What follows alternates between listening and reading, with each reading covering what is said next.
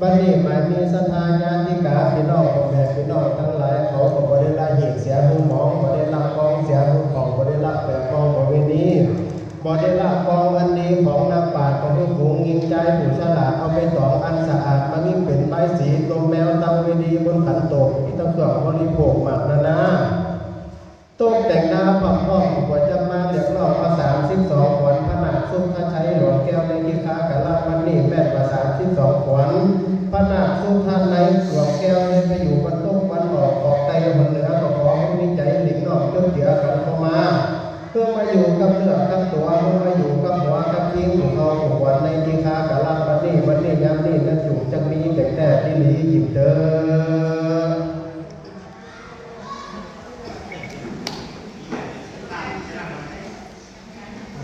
นะโมตัสสะภะคะวะโตอะระหะโตสัมมาสัมพุทธัสสะนะโมตัสสะภะคะวะโตอะระหะโตสัมมาสัมพุทธัสสะนะโมตัสสะภะคะวะโตอะระหะโตสัมมาสัมพุทธัสสะสัพเพ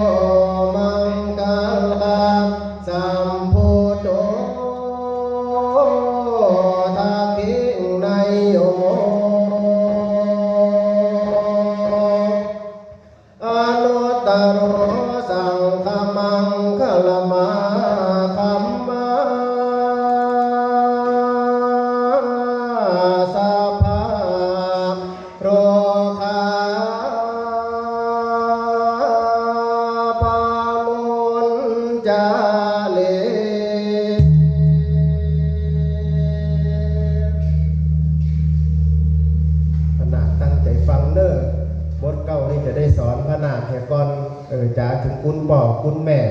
พอพนาคจะได้เยนากาบานวันนี้ก็ย้อนพ่อย้อนแม่เลี้ยงดูวันนี้ก็ได้มาถึง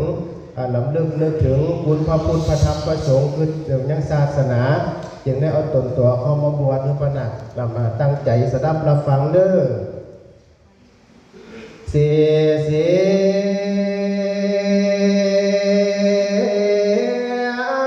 จะในวันนี้ก็เป็น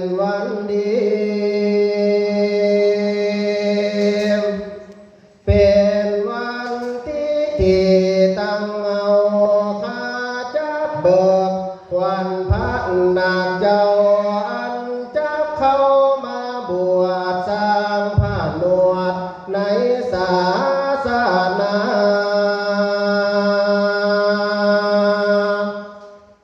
วันนี้นะ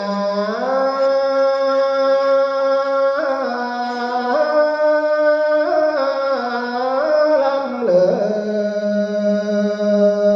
ศจากจ๋าถึงกำเนิดยามเมื่อเจ้าจะเกิดเป็นคนเจ้าลูกแต่หนได้มาหรือว่าลูกจากดงนาเถื่อนทองหรือว่าลูกจากเดชต้องเมืองแมนหรือจากแดนเขตฟ้าโขงเขตลาเมืองสวรรค์มาอยู่ในขันแม่เจ้าปาทามาแต่เก้า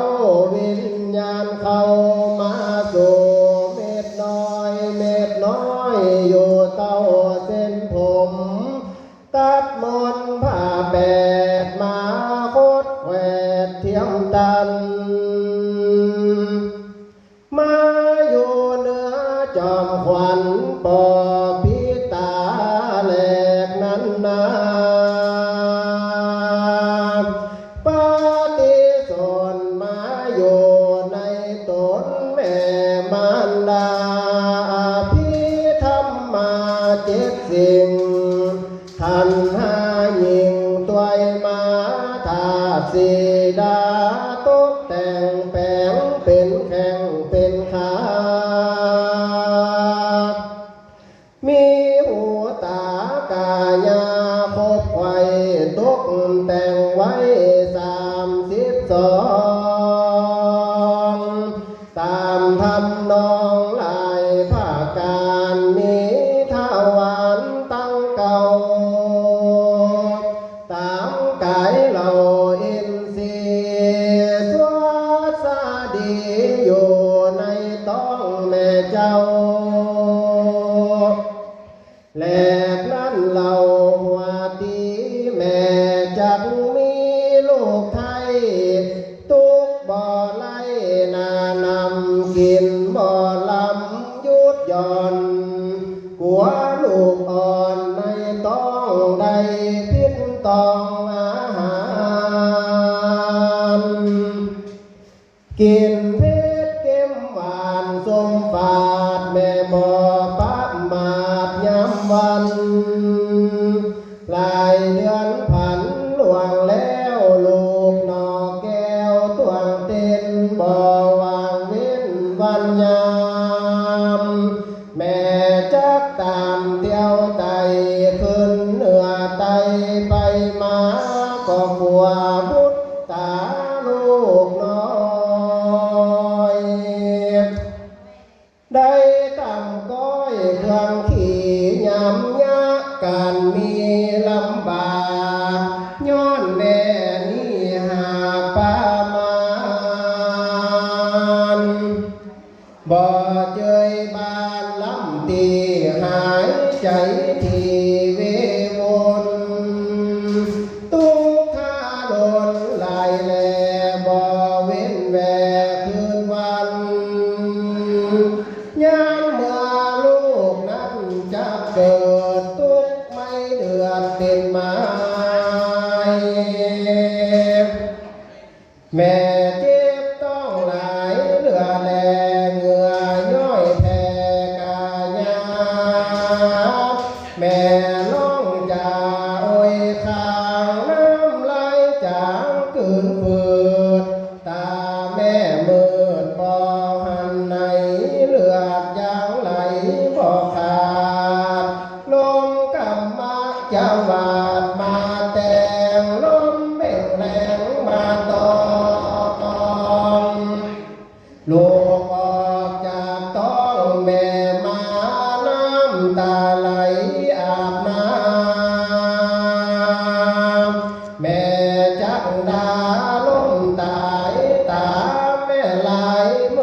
านั่งเตอเก้าอิงฟ้าตามกายาแม่นั้นเพียเพื่อนอันตั้งตนให้ใจวนข้างแนวสองมือแอวสวมหายังพุทธาลูกน้อยส่วนลูกนั้นเราเมื่อเกิดร้องให้เดือดกินนมเขาผ่าลมบ่จ้าเอาลูกลาบุญหนีไปคัดสีอาบน้ำจำละพำกายาเอาผ้ามาห่มตุ่มก้อยหอบอุ้มวางไว้หัวลูกไทยเจ็บขิงหัวลูกติ๋งสะดุ้งสาติพุ่งตกใจพาพื้นใดลูกเหี่ยวพาอ้อมเตียวเปียกปังแม่สักยังตากไว้เป็นตุกไหลนานำล้างเถื่อคนหำสะสาดตกบ่ขาดยามวันหลายเดือนผ่านล่วงแล้วแม่ก็มายกพาไทยไปตากได้ลำบากหลายพักการยามเมื่อแม่จะกินอาหารหยุดหย่อนก็ผัวลูกอ่อนแสบใสยามลูกให้กลางคืนแม่รีบฝืนอุ้มกอดเอามือสอดสวมดูหัวลูกบุญจูขี้เหี่ยวแปดเพื่อนเตียวพื้นดีกว่ามดแมงควีตอมไตลิ้นยุงไฟมาหาหลับพุทธาลูกน้อยยามเมื่อเจ้าหยอดซอยเป็นลักอ่อนน้อยจุ่มจีเกิดมาหนตีเลี้ยงยาแม่หุ่นน้ำมืออาบก็กลัวว่าเจ้าจักหนาวแม่ก็ไปซ้อเขาข่าวขาวก็เพื่อจะมาหม่ำปอนยามเมื่อเจ้าให้อ่อนแม่ก็อุ้มห่อหอนไปมา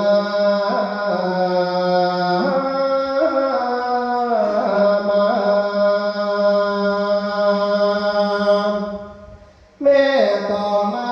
จอบจมดมกะหม่อมอมแล้วกล่อมนอนลา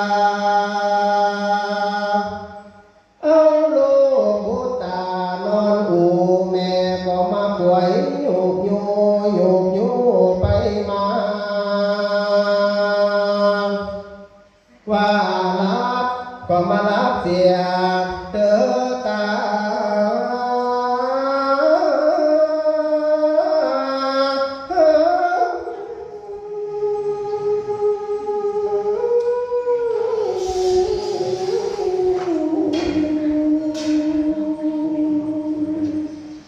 ว่ารับก็มารับเสีย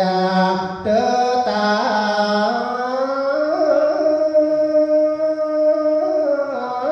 ว่านอนจ้าก็มานอนเสียเตอคิ้วสายเตียวเตียวเตียวเตียวก่อนจิ้นเลือดหัวใจว่ารับก็มารับเสียเตอใส่ใจลูกน้อย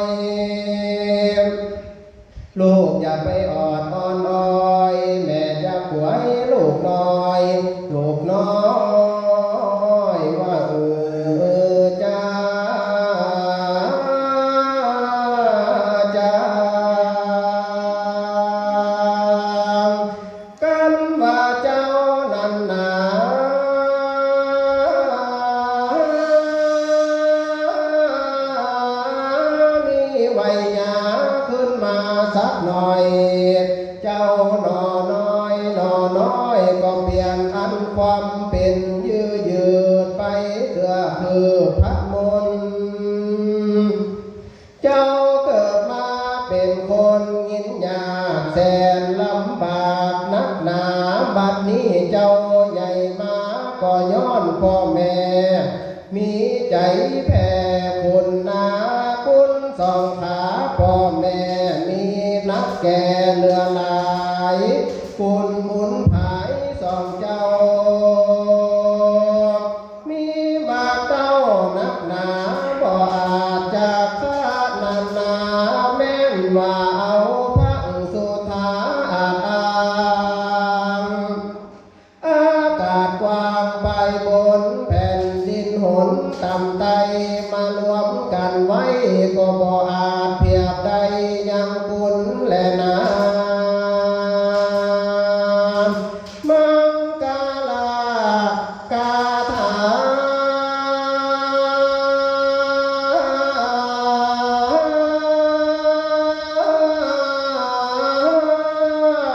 ก็มาปรุงวางลงเปลี่ยนห้องเพื่อศรัทธาพี่น้องที่ก้องโหเอาใจเราก่อนเถิด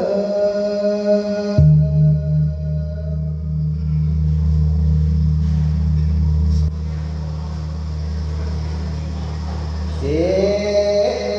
เส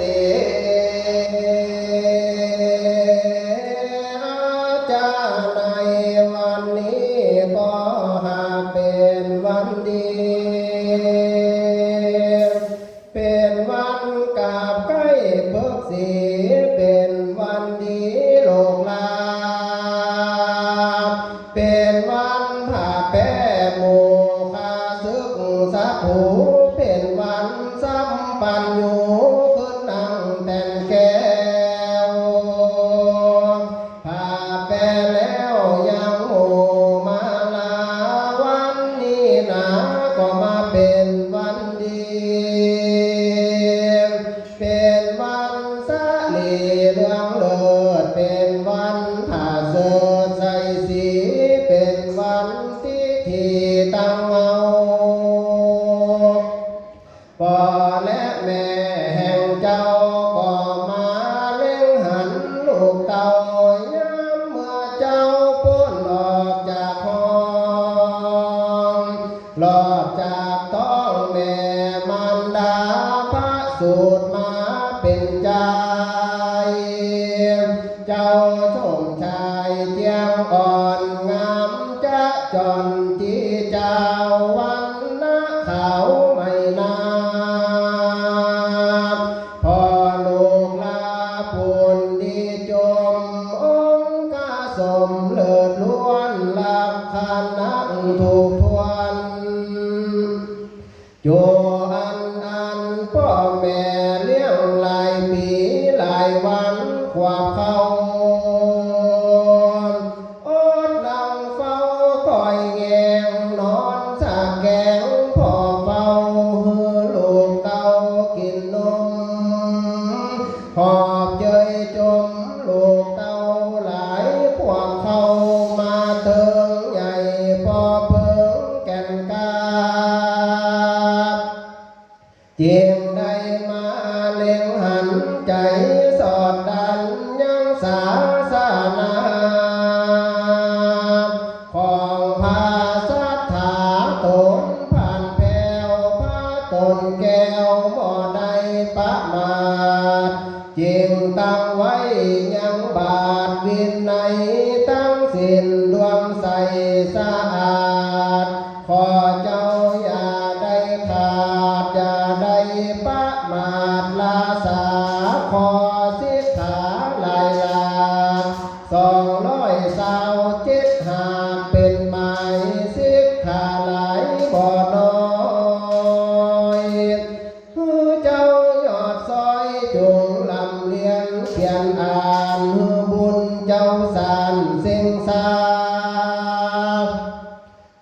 เจ้ามีพญาปัญญาองค์อาจจบ ฉลาดทัดทองปาลมีกองกอเข้าไกลต่อนี้ละปานหือใดถึงมักกายานดวงวิเศษเหตุว่าวันนี้ก็เป็นวันดีเป็นวันสลีใจโยอุตามะโยเรือลายพวงยินใจน้องปีมีใจกีจมบานห่างดาตานหลายสิ่งสัพพะยิงนานาตกแต่งดาดูลาพร้อมทุกภาคทุกภายมาลาหลายแต่งไว้เก็บมาใส่ใบสีของกินมีหลายหลากมีตั้งมาปุนปูเอามาจูตีไก่วางแวดไว้ใส่คันสีดอกดวงมีพัมพอมมีตั้งดอกตาล้อมแหลคำแลตาเหินแก่บานคำจำป่าล้อมบานงามน้ำกายบานแบ่งซอยดอกซ้อนน้อยงามตาสาบานงาลำกิ่งหอมแท้ยิ่งใจลงสาวลาวงเป็นจอเด็ดแล้วหอกับกันสัพพะสันหามาอินตาลาหอมไก่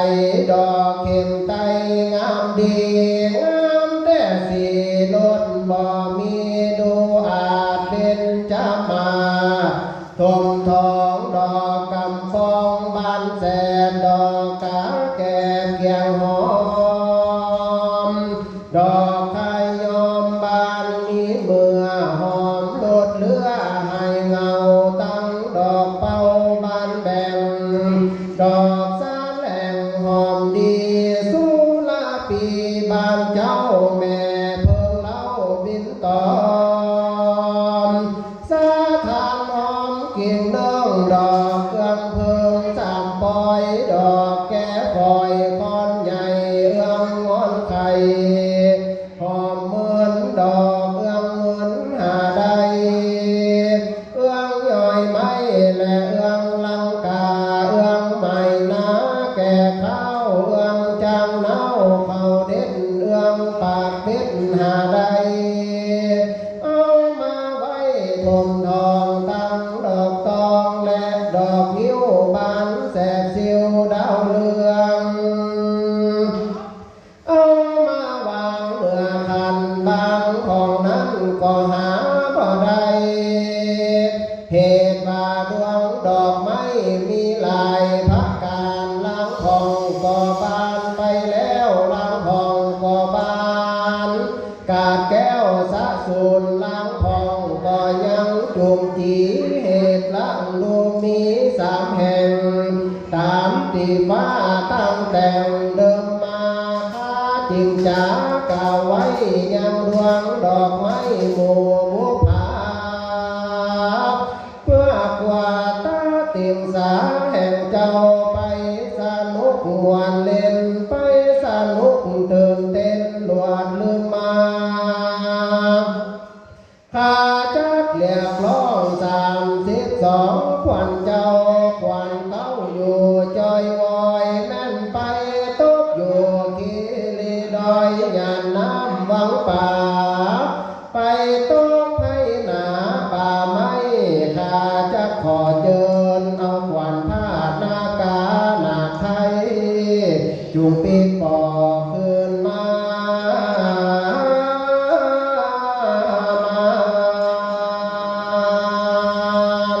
ตุ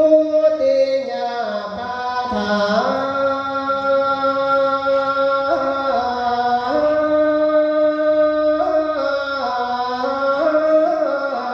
ก็มาปลงวางลงเป็นหอกาลควันตีก็แก้วตีแล้วเอาใจเราก่อนเดินมา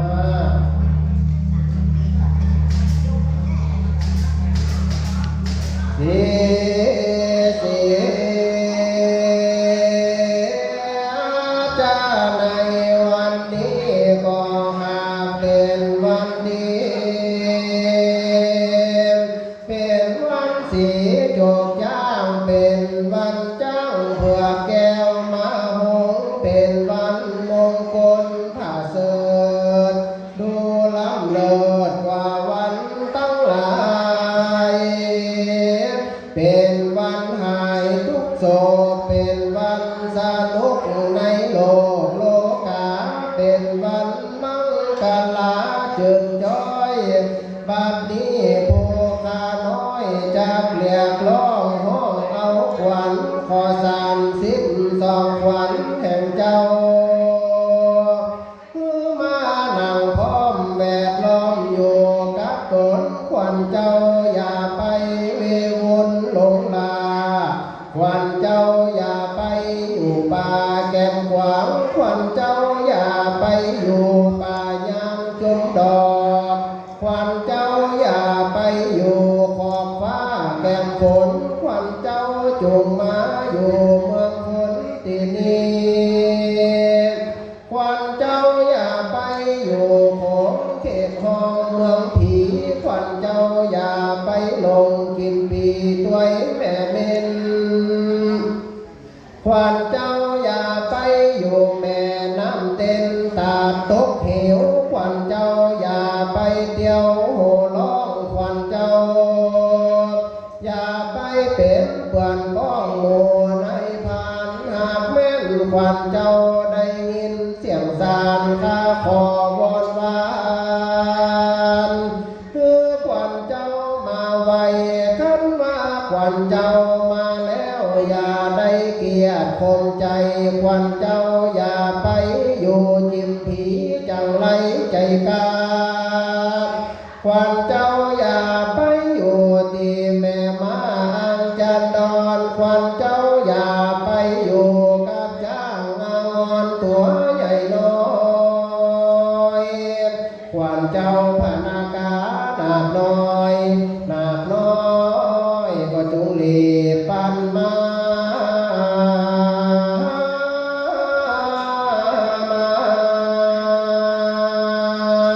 ขวัญนาคานาคเจ้าอย่าไปอยู่เราแก้มขวางขวัญเจ้าอย่าไปอยู่ดีไม่ยังแก้มแฝ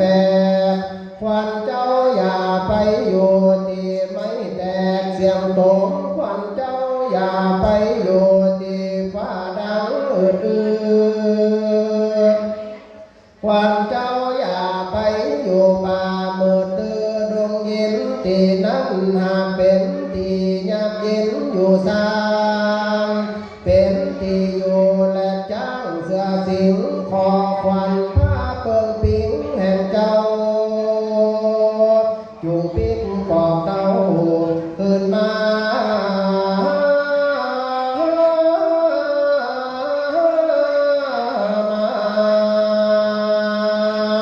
แม่นว่าขวัญเจ้าไปอยู่กงกาใหญ่กว้างก่อหึงมาแม่นว่าขวัญเจ้าไปอยู่สร้างกลางป่าผงเขตลาเมืองผมก่อหึงมาขวัญเจ้าอย่าไปเล่นหมากสักกา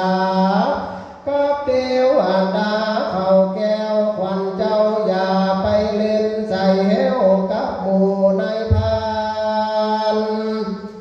ขวัญเจ้าอย่าไปลงดงดานเดินเมืองแม่ยาปานำไหลขวัญเจ้าอย่าไปไงอยู่กลางป่าไม้จึงมาร้องลำให้อยู่วิงวอยงอ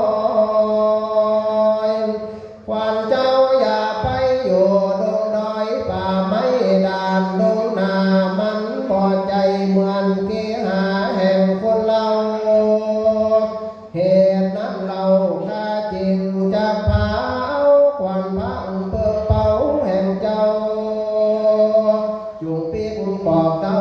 ขึ้นมา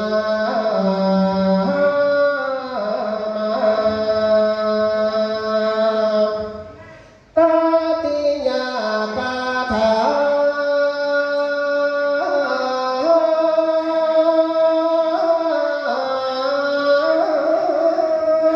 มาปงวางล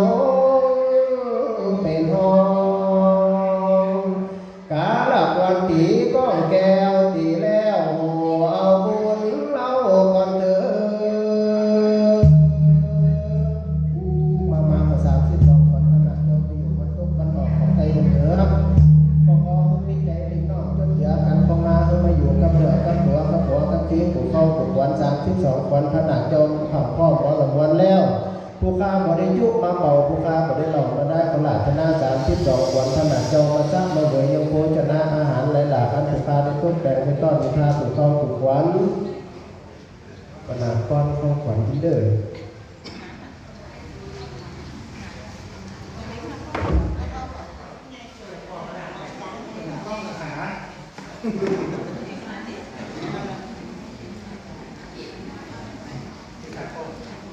ตาเตียงสากาลังคือว่า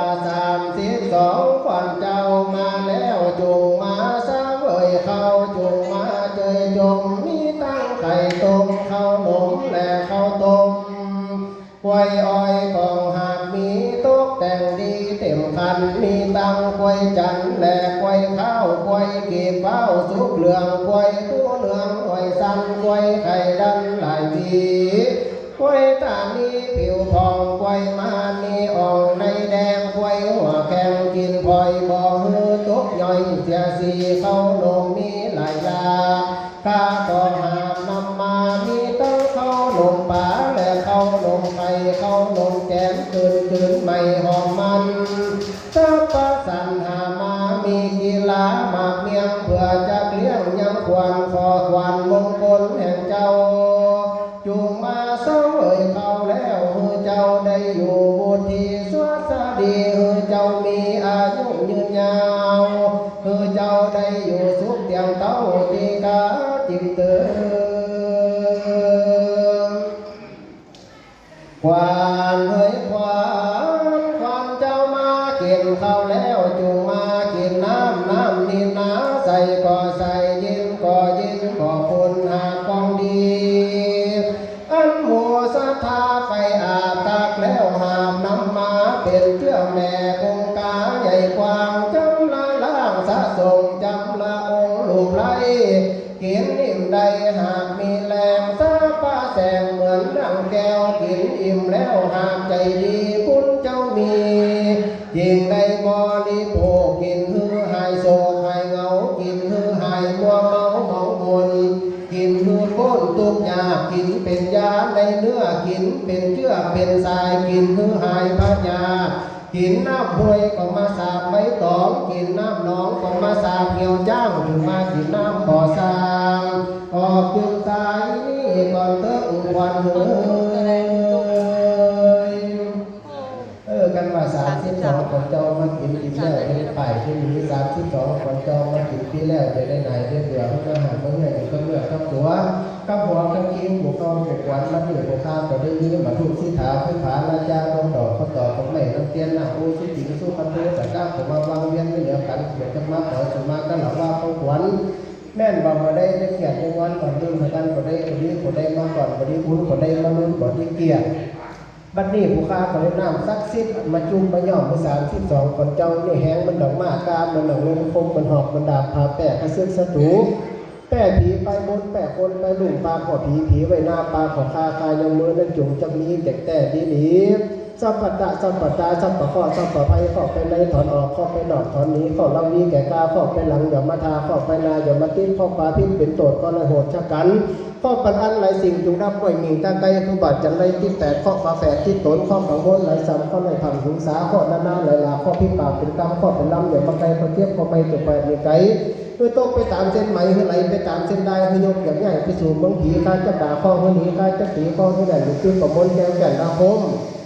แห่งสลีโคดมตนวิเศษอันพระพุทธเจ้าหันในตัดเตเทศนาของสัมปะพุทธาสัมปะพญาสัมปะโลนาสัมปะอังสารยาสัมปะสัมพุทโธสวรรคตเมื่อต้องไปตามปฏิไกรสันหอกต้องไปตามพระจันทร์ต่อพระจักรวาลต้องไปตามพระอรหันต์จุฬาเจ้าแผ่นดินต้องไปตามพระพุทธโลกสัญญาต้องไปตามพระพิธาการร้อยสูงไม่ต้องไปตามพระสุติวายงหมู่เจ้าต้องไปตามพระสอนติมุขพุทธเจ้าหัวศาสนาต้องไปตามเรื่องการเรื่องน้ำเรื่องก้อนต้องไปตามน้ำส้มก่อนหรือไปตามคาถาไม่ต้องไปในเวลาต่อไปไปเป็นหน้าของพระเจ้าสุขท่านในหลวงแก้วอยู่เย็นเป็นสุขในมันคนนี้นั่นอยู่จะมีแต่ดีจะสะสมโภชนาที่มาไม่ถอนโมถอนสังวรนี้ข้าพเจ้าโหมหาโพธิ์โสสหพระมหาองค์กัสสะ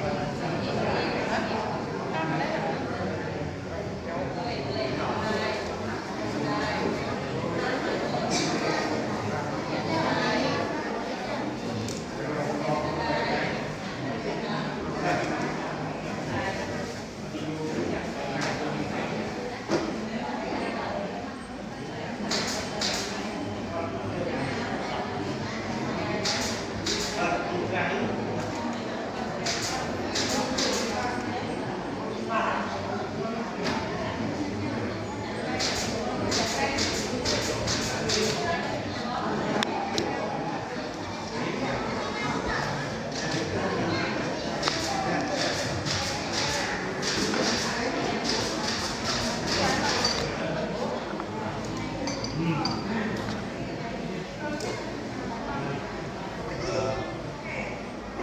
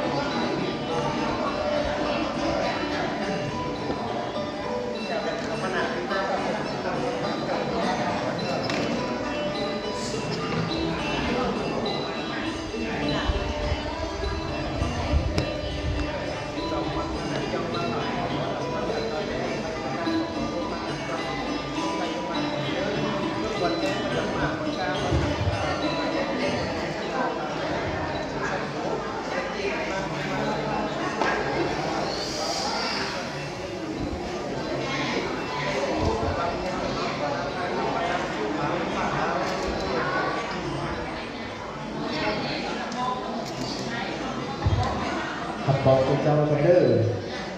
สัพพีติโยวิวัตชันตุสัพพะโรโควินาศตุมาเตภวัตวันตรายโยสุขีทีคายุโกภวะอภิวาทนาสิริสนิจัง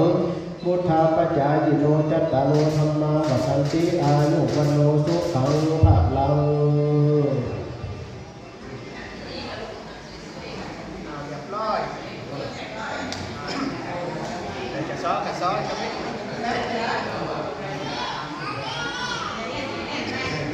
ก็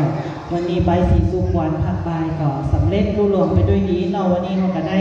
ความเมตตาจากพระอาจารย์สุรชัยเนาะจากวัดดอนใจพระบาทเปิดได้เมตตาก็ขอขอบคุณหลายๆที่เสียสละเวลาได้มาคือ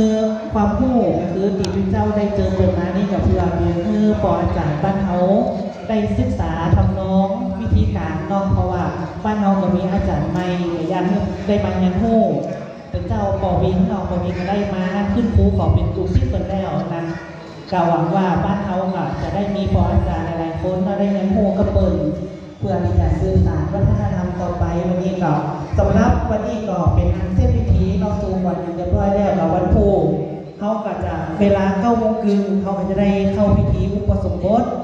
ก็วันนี้ก็แจ้งเนื้อสถานทั้งหลายได้ครับ3 นอวันพุธเขากับ9 โมงครึ่งเขาก็จะได้แห่นาคเข้ามาในอุโบสถกันได้ทำพิธีอุปสมบทกันวันนี้ก็ขอเจริญพรคณะสถานทั้งหลายนอที่ได้มารวมกันทำบุญเพื่อเอาบุญบุตรเข้ามาบวชในบวรพุทธศาสนาเพื่อสืบทอดพุทธศาสนาแม่นจากบ่บวชบ่เมินตัวใดอย่างน้อยก็ได้มันยังหู้รักธรรมทางพุทธศาสนาจะลงพุทธศาสนาด้วยกันนอกขอเจริญพรขอบคุณสถานทั้งหลายเด้อ